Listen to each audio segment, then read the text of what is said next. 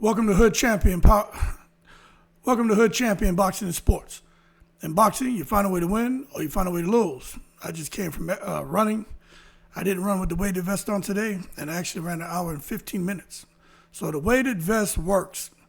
Anyway, I decided to drop a little video, maybe 30, 45 minutes, could be an hour. Then my sons and I are going fishing, and then I'll come back and just chill, get ready for tomorrow. And maybe when they go to bed, drop a few more videos. But anyway, fans need to stop underestimating Crawford's power and really underestimating Canelo's speed. Crawford has power. Canelo has speed. Let me close this door.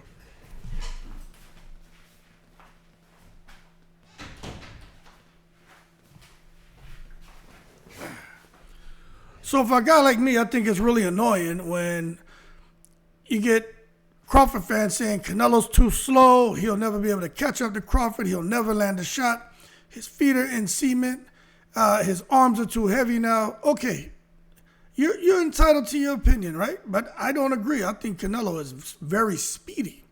And then for the Canelo fans saying Crawford has no power, he fought a bunch of tomato cans. He struggled at 154. It's absolutely impossible, beyond comprehension, to think Terrence Crawford's going to put the Omaha, Nebraska bing-bings on Canelo because he doesn't have any power. If anything, Crawford's going to get in the ring with Canelo, coochie coo him, tickle him, chicken peck him. Now, what I'll say is this. But first, let me make my big head smaller so y'all can see what we're dealing with here with these boys. This is the real, here we go. This right here is the real deal, okay? There we go. Now we can see. Terrence Crawford, listen, we think we know these fighters. Terrence Crawford, you heard me say it, I'm going to keep saying it. A cerebral technician.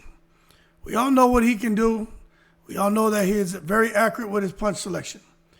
Canelo Alvarez, we know what he's about. Nobody's dropped him. Really haven't seen him get hurt. Pressure fighter, thunderous body shots. Whatever Canelo lands on you, he's going to hurt you. But what if I told you, right?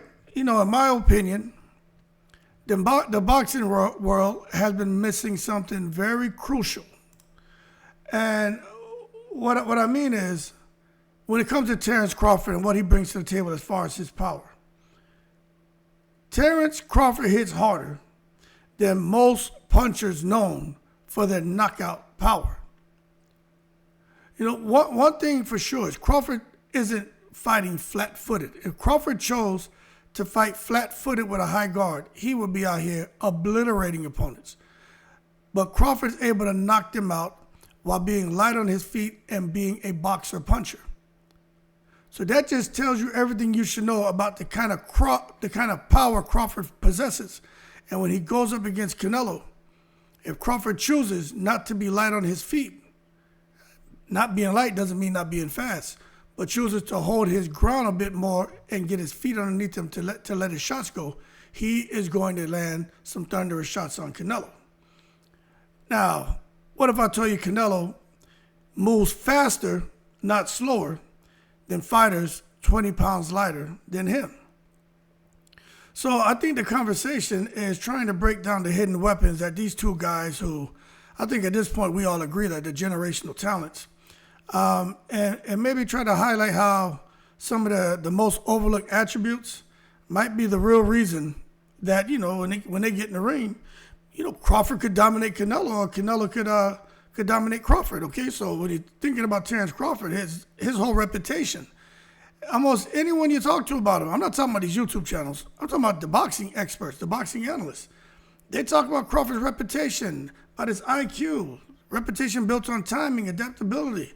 These boxing analysts, the people who you consider qualified to talk about these fighters, they praise his ability to not just switch stances and control the distance, but just making the adjustments. Also talk about the power that he possesses, and he only shows when he's comfortable. And I thought that was a really good point because although Crawford he doesn't sit on his punches and look to just be a Ruslan Providnikov type fighter. I think his power gets overshadowed because when people look at his finishing ability, he's not necessarily knocking people out with a one-hitter quitter. But make no mistake, Crawford is a power puncher and he is a finisher. You know, since he moved up to welterweight, we know what happened when he was at welterweight. He stopped every opponent, right? You know, that's not just skill that gets that done. That's power. You look at when he fought Kell Brook in 2020. Brook had fought Golovkin, fought Earl Spence. He never looked vulnerable to a single shot. Crawford landed, you know, the shot he landed, a short right, and damn near killed Kell Brook. Instantly bucketed him. You know, it was amazing to see a shot like that have a kind of effect on a guy like Kell Brook, who's got a reputation for his resilience. And it wasn't a wild punch. That's the thing. It's not something that came from the top, from above head, and Kell Brook couldn't see it coming. It was very compact. It was very clean, and it was, you know, ultimately very devastating. And you just saw Brook's legs just gave out, and his mind, it just couldn't understand what happened. Even he was trying to explain it. He still couldn't really understand what the hell just happened and what he got hit with. But some would say, well, Kell Brook had already took damage from Triple G and from Earl Spence. And, you know, maybe there's some truth to that. But then when you look at Sean Porter in 2021, when Crawford fought him, Porter's a dog. Everyone knows Terrence Porter's a dog.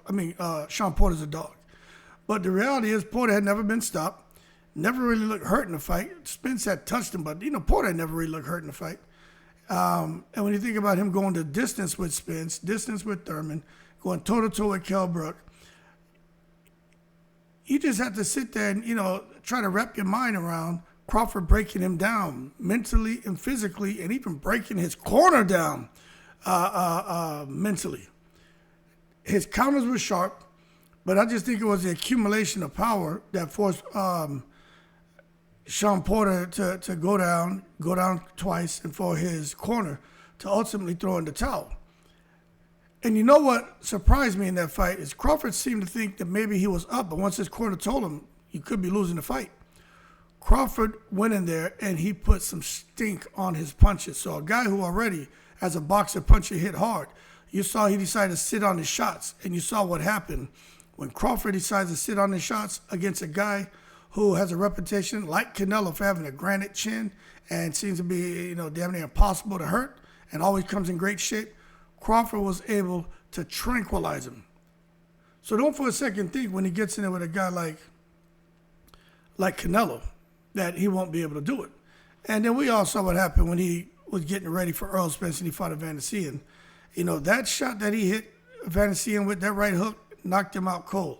And Crawford sat on his punches. So just understand, in recent memory, outside of the Evanescence fight, you haven't really seen Crawford sit on the shots and let his hands go. But I just think against Canelo, you may see him do that because he knows that he's got to get Canelo's respect and he's got to hurt him. But anyway, Crawford out here throwing textbook punches. That's where he gets his torque. And he already has snap and he's got the timing. And I just think with Crawford doing that, that's what has made, you know, his punches lethal. And I think that's what's going to make his punches lethal when he gets in there with Canelo. Now, you watch Evanescence went down like real estate depreciation. You know what I mean? Like, his ass wasn't recovering at all. He looked like he was dead. So Crawford's power is not just brute force. It's whip-like. You know what I'm saying? And the way he generates that power, the way he generates that force, and what he's looking to do against Canelo is, again, with the timing, angles, and precision, creating those blind spots. And I think, matter of fact, I think with Canelo with his high guard and the angles that Crawford uses, I think Canelo is going to be creating blind spots for himself by having that high guard and the arms up and just trying to peek through his guard to see where Crawford's at. If Crawford's moving out on angles, Canelo's going to struggle finding him. And that's going to allow Crawford to set his feet and let go some thunderous punches. And you could see Canelo get knocked out. But nobody wants to hear that because, you know, they're like, hey, this is Canelo we're talking about. But the reality is Crawford's got the power, and with those feints and ability to freeze opponents, I just don't see why he won't be able to get Canelo to react and for Crawford to detonate on him, okay? So don't just take my word, because I see people in the comments, you don't know what you're talking about. You don't know shit about boxing. Okay, it's just a conversation. I guess you're the soothsayer here, and you got the crystal ball and shit. Forget what I say. Forget what you say. Look what Terrence Crawford's sparring partners say. They all say, man, that, Crawford hits like a middleweight. Crawford can crack. Some say he hit like a light heavyweight. I tend to believe that that's not hyperbole. I tend to believe that there's some truth to that. And then there was one trainer who described it perfectly, in my opinion. He said, when they come to Crawford, that little skinny guy, he said he doesn't look strong until you're in there with him. And that's when you realize Crawford has deceptive power. And he said a lot of fans, especially the haters, he said they miss it because Crawford isn't a brawler. I just talked about that. He's not brawling, trying to sit on his punches and make it a massive crush-up. He's a boxer puncher. He said every shot he doesn't load up. So when you look at his KO ratio, when he was at 147, was much higher than Earl Spence, and much higher than Thurman, and much higher than Pacquiao at that weight, because those guys were really trying to knock you out. Crawford wasn't trying. He just boxes, doesn't load up on every shot, but when he hurts you, then he does. So that just lets you know, if Crawford was a guy who wanted to tuck his chin, get behind a high guard, and walk you down and get you out of there, Crawford could do it with ease. He's got the kind of power, but I think because he doesn't load up on every shot, that's why so many people are doubting that he'll be able to do any kind of damage to a guy like Canelo. So if you think Crawford's just a slick boxer, I mean, after this conversation, look, you're wrong. Yeah, he's a knockout artist disguised as a technician. And that's just as clear as I can break it down. Crawford is a knockout power puncher described as a technician. He just chooses to box and not load up on every shot. But if you want it, Crawford could probably have a 100% KO ratio. He could probably have a knockout percentage like Virgil Ortiz, like Deontay Wilder, all those guys who can really crack. He just chooses to fight smart. And if he's got to win the fight by fighting smart and going into a decision, he will. But if he was okay with taking more damage, Crawford could definitely walk these fighters down. Now, when you talk about Canelo Alvarez, I mean, there's no secret. Canelo, his image is built around power, durability, and no doubt the pressure and banging guys out to the body. He is the Guadalajara Jalisco tank, okay? Now, that's just a fact. Walks you down, breaks your ribs, breaks your chest, breaks your arms, breaks your jaw, breaks your head, busts your balls, breaks your ankles, knees, toes. Wherever Canelo hitting you, he breaking you down, especially with them damn body shots. But if you watch Canelo real closely, real closely, man, that hand speed and those reflexes, top notch. He is not slow. Far from slow. He has shown blazing combinations. Quick feet. So people need to understand, same way Crawford has underrated power, they're underrating Canelo's speed. If you go back and look at, we can go back and just start when he fought Amir Khan in 2016. Khan was known for that speed, blazing combinations, quick feet. But you look at what happened. Canelo said, okay, he's got fast hands in combination. I have fast hands in combination, but for this fight, I need to use my speed, but be smart with my timing. And it doesn't matter how great your timing is. If you don't have that much speed, you'll be able to time some shots and get some through, but you're going to miss a lot. But you got to have lightning fast hands to be able to counter Amir Khan, or time Amir Khan. And that's what Canelo was able to do. The right hand totally destabilized Amir Khan. We were all praying for him and shit because we thought he was up in the upper, he thought he made it to the upper room and shit, the way Canelo put the bing-bings on him. But that punch where everyone's just talking about the power, I just want to bring you back to reality. Yeah, was it some power there? No doubt, but that shit was fast. Super fast. Khan never saw it coming. He couldn't prepare for it. And that, to me, says a whole lot about Canelo Alvarez and the kind of speed that he has coupled with his timing. Makes for a disaster for any opponent who's facing him. Look when he fought Daniel Jacobs. You know why he looked so apprehensive in that fight? Because he was getting outlanded and outspeeded by Canelo. And that's just the reality. It's Canelo's the speed, the head movement, the counters, everything was on full display. And Daniel Jacobs just wasn't able to land. He was throwing combinations, but Canelo, again, they're just slipping, pivoting, firing back with those crisp counters, man, and beating Jacobs to the punch. And you figure Jacobs, at that point in time, kind of is maybe how Crawford is at this point in time. So why can't he do to Crawford what he did to Daniel Jacobs? Kind of similar fighting styles. And then, of course, you got to mention what the hell Canelo did when he fought Jermell Charlo. He just went in there, man, with the speed, the power, the timing. He just overwhelmed him, man. Quick combinations, explosive bursts. And Charlo, we all know Charlo's a slick mover himself. He looked frozen. He looked lost in there. He looked intimidated. He looked like he had a good game plan and came in with confidence. But as soon as he got in there and the reality hit him, he said, okay, feet don't fail me now. Canelo is not a fraud. And his hands are much faster than what I expected. But anyway, what's his name? Charlo wasn't afraid. But it was just Canelo's timing, man, and the speed were much sharper than what he expected, much sharper than what a lot of us expected. And Canelo put the bing bings on Jermell Charlo. So for me, when you look at Canelo, man, speed is not just about his hand speed. Even when he fought Berlanga, everyone talks about that shot that he threw. That shit came out of nowhere. And Berlanga couldn't react. But I think it's Canelo's reaction time, offensively and defensively, the way he's able to react to protect himself and to seize opportunities when his opponents have a defensive lapse. I just think that's a big deal.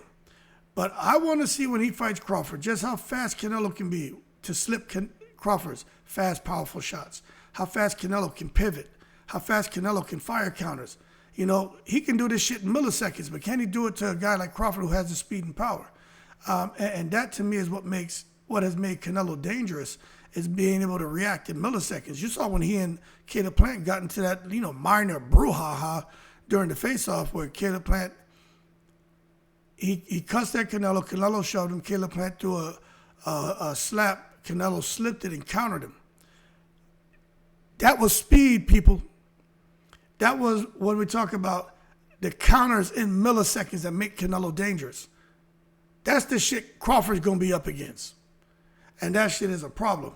So remember, Canelo, more economical. He doesn't waste punches, doesn't waste movement. Every twitch is calculated.